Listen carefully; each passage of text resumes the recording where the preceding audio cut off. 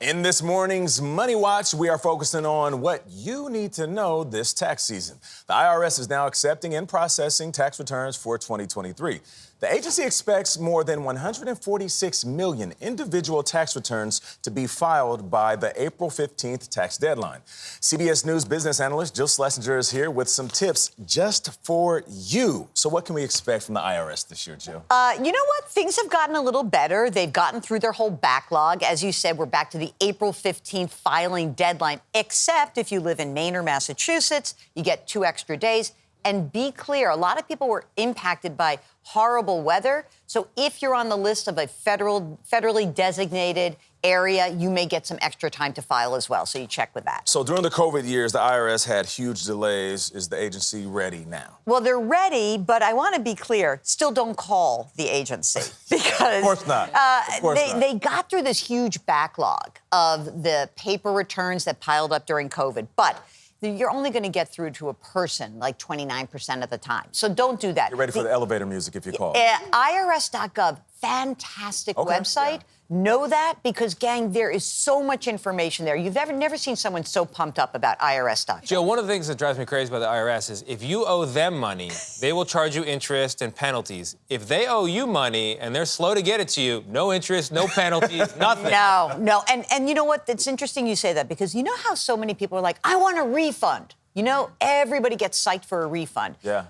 Last year, the average refund was around $3,200. Pretty good. Okay, pretty good. Let me give you the but. But you just gave Uncle Sam an interest-free loan for an entire year, and you could have been getting 4 or 5% interest. So the goal is not to get a refund. The goal is to get your taxes done by the filing deadline. Yep. If you need to file for an extension, you still have to do it by April 15th.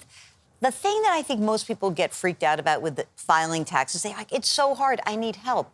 But you know what? We've got great resources. People are not using them. So can I give you a few of these? Yeah. Okay. There is something called IRS Free File. Okay. If you make less than $74,000, I'm going to $79,000 this year. It's $79,000 last year.